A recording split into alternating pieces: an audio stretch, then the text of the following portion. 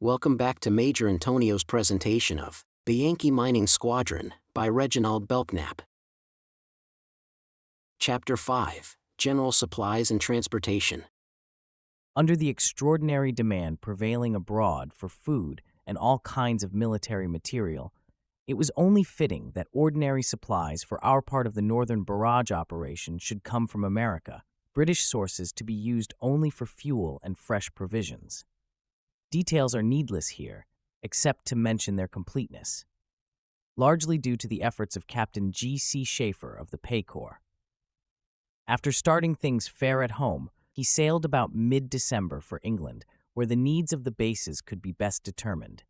With him went Assistant Paymaster R.N. Smither, USNRF, who later became his successor, and Lieutenant Thomas Newhall, USNRF, who had been enrolled for duty principally in connection with transporting the mine carrier's cargoes across Scotland. His experience in railroading and his tactful energy made a valuable asset. After their departure, purchases and deliveries were followed up indefatigably by Assistant Paymaster A.B. Peacock, USNRF, who was quite successful in bringing pressure to bear effectively. One morning, after a certain freight car had been missing for 2 weeks, he reported that 8 railroad presidents were now interested personally in the search, and the car was then found. For transportation beyond the seaboard, cargoes of mines must go in special ships, which could carry also the general supplies for the operation. The mine carriers should be small rather than large, to minimize the effect on the progress of the operation in the event of losing one. About 60,000 tons in constant employment being needed, 24 of the so-called lake steamers were selected, built on the Great Lakes for coastwise service of 2,500 tons average capacity. They were armed against submarines, manned by naval crews, and would sail in convoy 2 or 3 every 8 days, beginning in February. Their fitting out and management came under the Naval Overseas Transport Service, which furnished them according to schedule. Slow speed, due to their small size and cheap build, made them good prey for submarines, which sank one of these carriers in April, the Lake Moore, with 41 of her crew, almost our only loss of life in the whole operation. This was another part of the whole operation that was obscure, though all-important, which would yet have been very conspicuous had it not been so well done. The great amount and the dangerous nature of these cargoes needed special arrangements for embarking them, for which Southern Railway Pier No. 4, at Pinner's Point, opposite Norfolk, Virginia, was taken exclusively. This pier being large enough to assemble several cargoes at once, the entire cargoes could be loaded there, and that was the plan, until the great disaster at Halifax aroused strong local opposition concerning the place of loading the mines on board. It was too late then to relocate the plant for charging the mines with TNT, and as the ground of local opposition was undeniably well taken, a real problem was presented. To take the loaded mines in lighters from the magazine's 17 miles to the explosives anchorage, as first proposed, would have been very slow, almost impossible in bad weather. Even had ample towage, lighterage, and labor been available, besides involving an extra handling for every mine, with attendant damage and risk. Thanks to the timely exertions of Captain W.J. Maxwell, USN, who was in general charge of the loading and dispatch of mines, a channel was dredged up to the magazine pier where the steamers could embark the mines directly, after loading the unobjectionable part of their cargoes at Pier 4. Thus, local interests were quieted with the greatest measure of safety. Several ingenious arrangements were devised for handling the mine material quickly.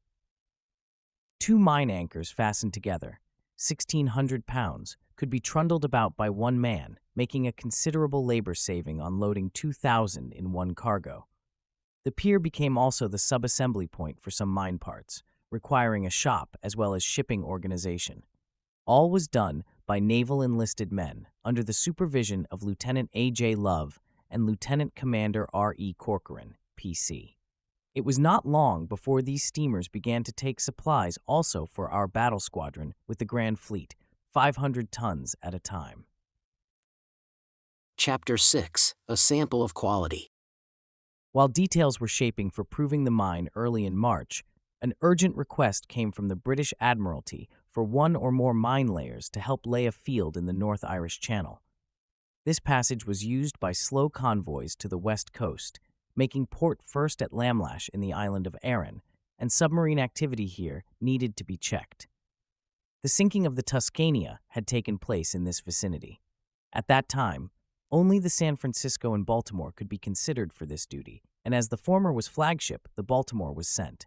2. How soon can you go? Over long-distance wire, Captain Marshall answered, right away, guessing at the destination.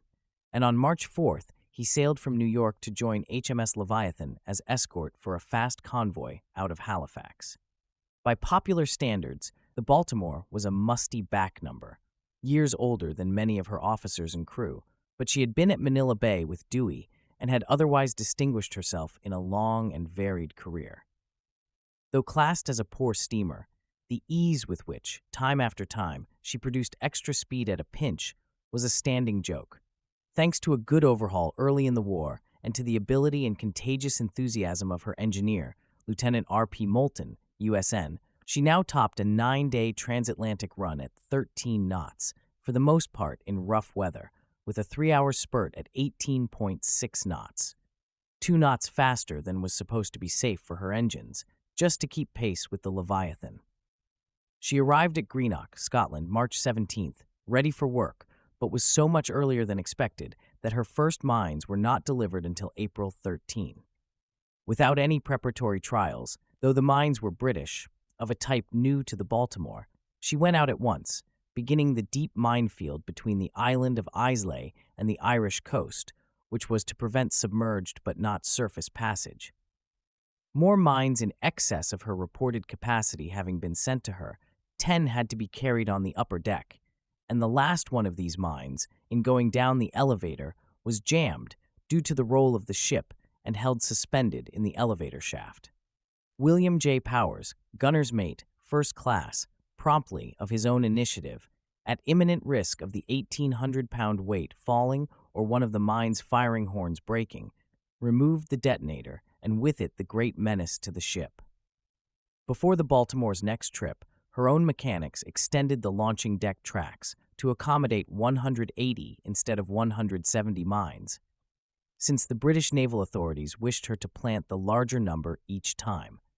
4 times more, she planted 180 mines, April 18th, 21, 28, and May 2nd, planting always at night in an area infested with submarines. Extra careful navigation was required, both to lay the mines just where intended, as their anchor cables had been cut to fit, anchors not automatic, and to approach close to the minefields previously laid, yet avoid them. In one such operation, the gyro compass went wrong at a critical moment. The navigator, Lieutenant Commander George W. Hewlett, USN, kept his head and held his peace, applying the corrections to the magnetic compass with coolness and accuracy, as if maneuvering to avoid a sandbank instead of to clear a minefield by only 500 yards. The Baltimore laid this whole minefield unassisted, 899 mines in all. She worked directly under Rear Admiral Clinton-Baker, RN, who wired his congratulations upon the successful completion of the first 3 operations, and when, at the end of May, she was recalled to our squadron, he wrote to Captain Marshall, "Once more, I wish to thank you for all that you have done and for the very willing help which you, your officers, and ship's company have always given. It is much to be regretted that the work which you commenced and so admirably carried out is not to be completed, at any rate for the present, though doubtless you will be doing equally useful work elsewhere in the near future. Good luck to you and your ship." Unquote. This minefield accounted for 2 enemy submarines, and there was little further submarine activity in that vicinity, which should be credited largely as an achievement of our squadron. And as a sample of quality before the North Sea mining began, the Baltimore's work gave our colleagues confidence that we could do our part, by far the largest portion, in that great open sea operation. As immortalized in our song, the Baltimore was the first away. She traveled 1,000 miles a day to show the Allies the lively way of the Yankee Mining Squadron. Chapter 7, Mine Assembling and Embarking. Following the conference on board the Queen Elizabeth, our bases worked full blast on the mines for the first operation.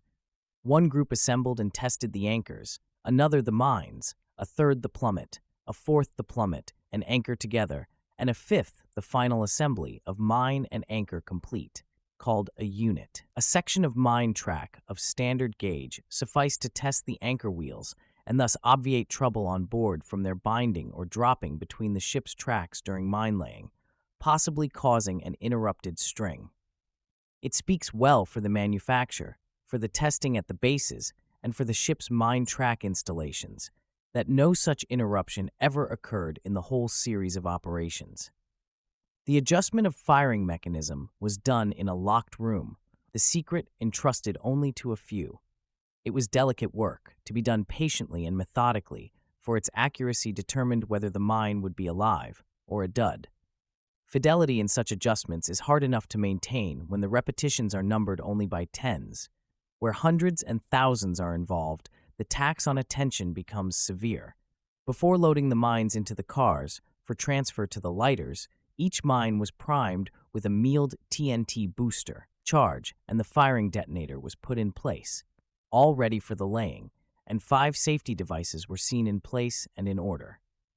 These devices would prevent the firing mechanism working until the mine had reached a certain minimum depth underwater and had been in the water about 20 minutes, and would also prevent exploding in case of loss overboard during embarking. Such devices usually function properly, and dependence is not placed on one alone, but on several together, any one of which will make the mine safe to handle by experienced men. At an early stage in the training in mines, one learns to treat them with respect always, no liberties. Even the safest explosives, the surest mechanism, have an occasional, inexplicable aberration. The ready mines are swung up into open freight cars for hauling to the waterside, whence they go, 40 to 80 together, in lighters out to the ships. After being landed on the tracks of the mine layer, one safety pin is removed, leaving 4, and the mine is then examined for any derangement during the 3 handlings in transit from the store shed. The north of Scotland was a barred area, yet it was reported possible for information to get through to the enemy in 18 to 20 hours, time enough for interference to hatch out. With so much activity at the bases, lighters going to the ships loaded and returning empty, and a large destroyer escort coming in on the 5th of June, the fact that an operation was in early prospect was obvious. The hour of departure at least could be kept secret, and the start was fixed for midnight. The 2 detachments of the mine squadron and the destroyer escort would assemble at 1 o'clock a.m., 7th of June, just outside the Suitors, the high rocky headlands at the mouth of Cromarty Firth. On this first occasion, the preparations continued until 1 hour before the ships weighed anchor. Rehearsal of this operation had been impossible except on paper, but careful study of it had produced instructions that were comprehensive, yet elastic enough for emergency. The order for the operation gave a complete program, including a mining schedule showing the time when each ship was to begin laying and how many mines to plant. This was gone over with the captains, and then Captain H.R. Godfrey, R.N., and I had a conference with Rear Admiral Strauss on the general features of the excursion. Captain Godfrey, commanding HMS Vampire and the 14th Destroyer Flotilla, was our first escort leader. Our operation was to be no captain's fight. Teamwork was indispensable. Every ship must keep in her station throughout and do her allotted stint exactly on time. The instructions said, once begun, keep strictly to schedule times, regardless of the omission of signals or delay in them. Otherwise, there would be gaps in the barrier, impossible to fill without waste of time and space, and mines would be brought back that should have been planted. Teamwork in the high degree wanted meant every man alive to his interest in the general result and sensible to his responsibility for his part in it. All would learn this in time, but it must be driven home beforehand. It was of utmost importance that the first operation should be an unquestionable success. Accordingly, after making the preliminary inspection of each new ship, I spoke to each ship's company, partly to comment on their work so far, but chiefly to enlist the best efforts of each individual. Rumor and conjecture were the sources of all they had learned hitherto of the work ahead of them. Now they were told something of its magnitude and importance, that it had been regarded as doubtful of accomplishment. But their squadron commander had promised success in their name, promised the kind of success that comes only with the best teamwork throughout the ship and by all ships in the squadron. Every man should realize that now, in war, his utmost was called for, as never before in his life. That however simple and unimportant his duty might seem, it was his to do, and he was counted on not to be content that any other man's work should be better done, and that, in our work, prolonged through hours, the attention must never slacken. The 600th mine must be as carefully tended as the first. The men gave the closest attention. Not an eye wavered, hardly a muscle moved, giving back such confidence that on board the Canonicus, which I had found in fine condition, I could wind up with. And when the last mine is out, the only signal I expect to send to you is, "Canonicus, well done." Chapter 8, The First Mine-Laying Excursion. The eve of our first departure was drizzling and misty. Attempts for some advanced sleep were of no avail. Too much pressure had directly preceded. When 11 o'clock came without sign of the two ships due from the inner anchorage in Bowley Basin, we in the flagship wondered why. The tide was falling. Another half-hour passed. Would they never come? Signals and radio failed to get through. Very soon, if not already, they would be unable to pass through the new dredged channel. At last, near midnight, they appeared. The pilots had been delayed through a misunderstanding on shore, in itself slight, but it was a narrow escape from being 10 hours late, which, on our first operation, would have made a bad impression, without and within. The start is made without signals, all dark and noiseless on board, except for the rumbling chain as the ship gets underway. As the San Francisco heads out slowly, one after another, the signal quartermaster reports the other ships underway and following. We take 2/3 speed now. The full number of lookouts are at their stations and warned to be alert, and the men are now sent to the battery, making a little stir for the moment, then quiet falls again. Fort George shows the signal for an open gate. We increase to standard speed, and as the second ship passes out through the submarine net, they all form single column astern and close up to 500 yards apart. The rocky shore looms high and black on the left, not a single house light showing. On the offshore side, small patrol craft can be dimly seen on watch against lurking danger. 15 minutes more, and we see long, low forms slinking against the dark background of North Sudor. Those are the escort destroyers, going out to form a screen. Close following them, we make out larger, higher, moving shadows, our detachment from the other base, 1, 2, 3, 4, 5. All there.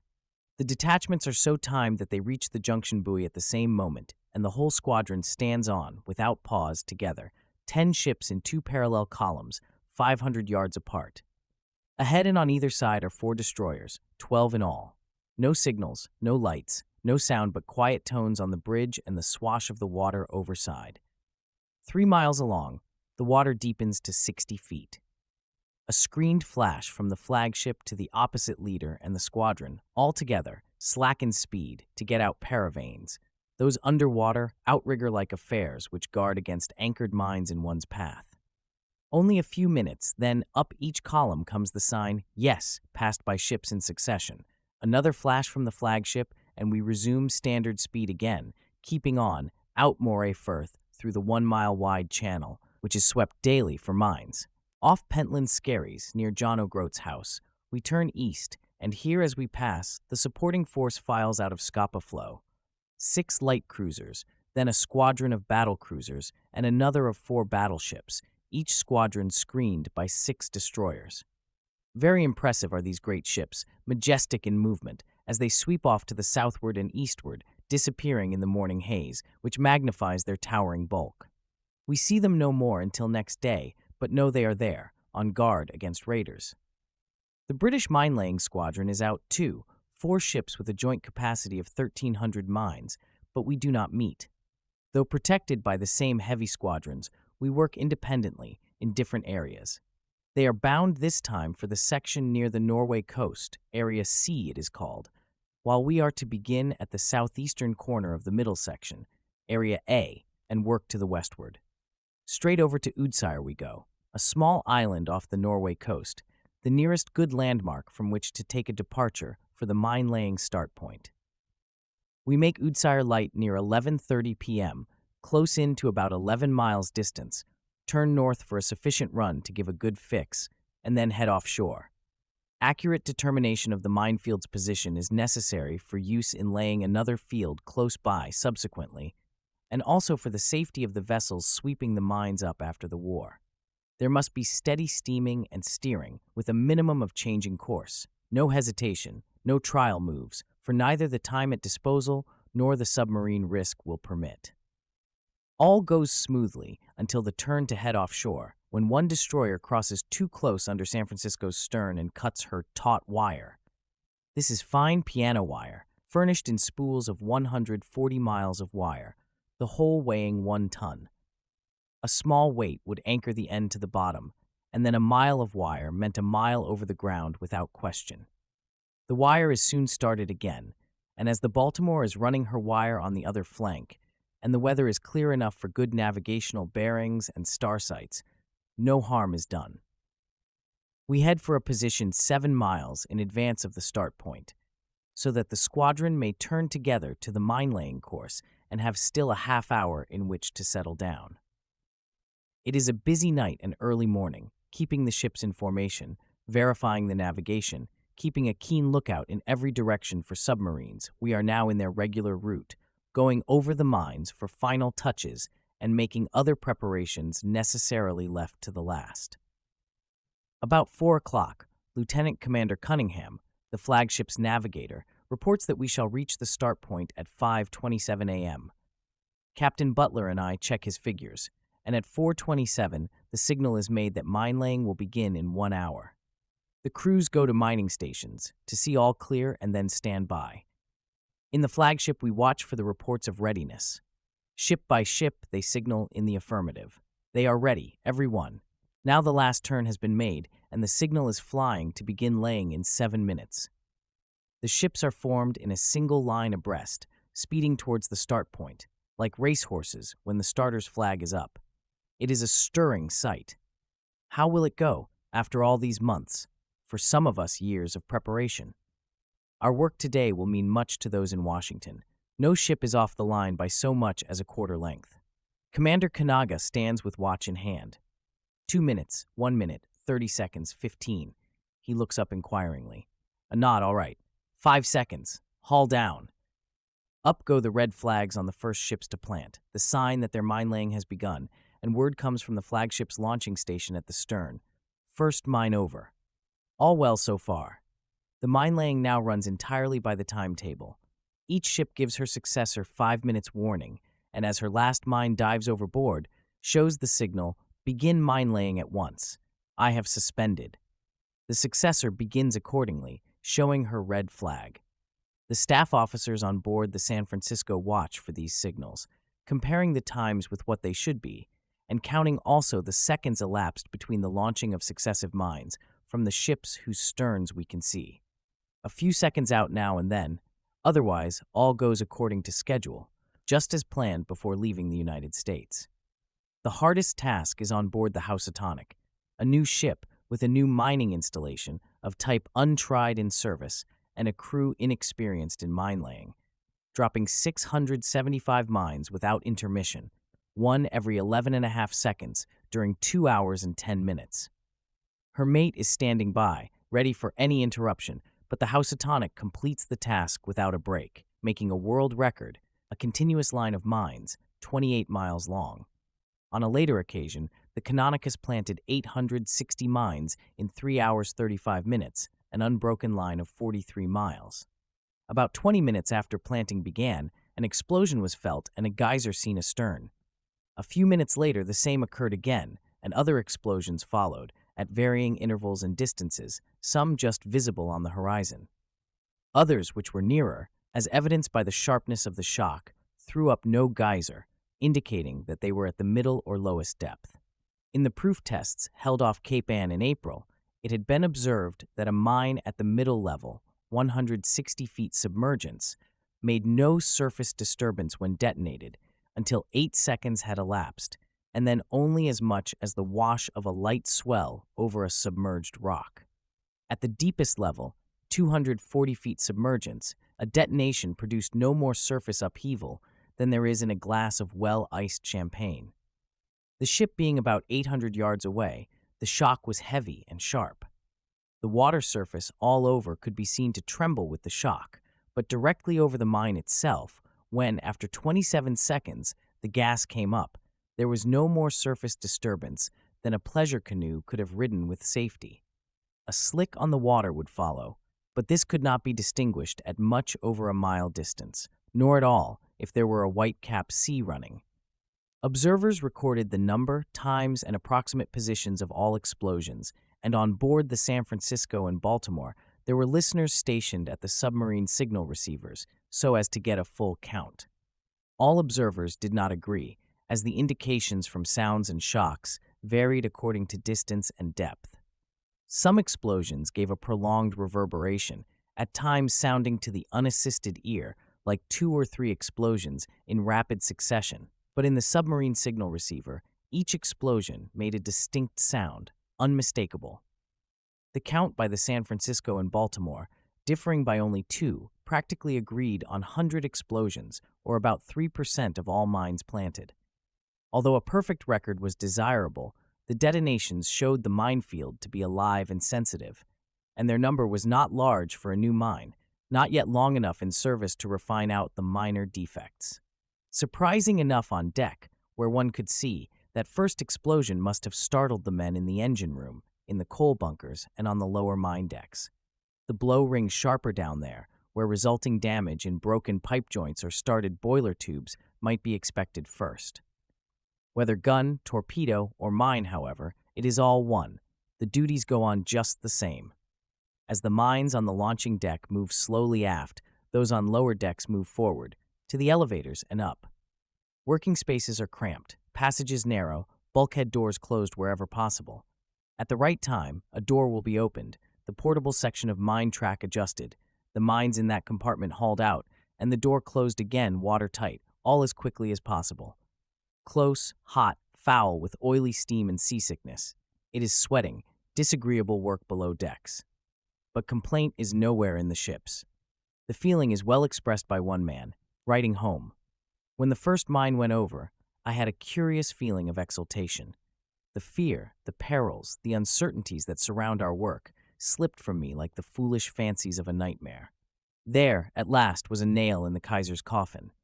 Come what might, I had justified my existence. Had the whole German high seas fleet appeared in the offing, I am sure I should have gone to my battle station with a shout of glee." Unquote. Prolonged activity in preparing the squadron and bringing it out makes it trying now for me to look on, hands folded. Nothing to do while everything goes well, yet constantly alert for instant decision in case of mishap. After nearly 4 hours, the schedule is finished. Some marker buoys are dropped for later use in beginning another minefield. The line of ships then takes the narrower route formation, and we head back for the base. Butler, Kanaga, and I exchange quiet congratulations. Our work together has been to good purpose. The men clean up the decks, get a wash for themselves, and those off duty drop asleep. Anywhere, the deck is covered with them. On top of the duties common to all men of war, to move the 400-ton masses of mines in slow but steady time is very fatiguing, even with steam winches to help. We are not finished yet. Expectation of a quiet afternoon doze, handy to the bridge, is rudely dispelled by a smokescreen started by the destroyers. Unaware it is only an exercise, all hands tumble up to battle stations. Then one mine layer must stop to tighten a nut working loose. 2 destroyers are left to guard her, all 3 overtaking us in a few hours. Next, a dirigible balloon heaves in sight, and then a widespread smoke covers the horizon, developing into a convoy of 50 vessels. Finally, in the midst of dinner, the siren of our next astern shrieks, "Submarine to port." While the mine layers, upon signal, swing together away from the danger quarter, the Vampire swoops by at 30 knots to drop 2 depth charges on the spot indicated. Captain Godfrey signals, "Whatever was there, those charges will keep him down for a considerable time." All quiet again, we return to our cold provender, remarking that as a name, Mine Squadron is ill-chosen. It should be Crowded Hour Club. Reports had now come in from all the ships that there had been no casualties. All were prepared to undertake another operation upon receiving the mines, and without further incident, we returned to our former anchorages, arriving at 3:30 next morning. But ere that day closed, so memorable in our lives, I signaled the squadron. The operation today was an excellent performance by each ship and by the squadron as a whole. The fact of some premature explosions does not detract from the highly creditable mine handling and steady steaming. Confidence in the personnel and faith in the undertaking are well justified, and captains may well be proud of their commands, as the squadron commander is of the squadron. This concludes today's reading of the Yankee Mining Squadron by Reginald Belknap. Join us also the day after tomorrow for the subsequent part. Subscribe to Major Intonio's channel. Thank you for listening, and so long.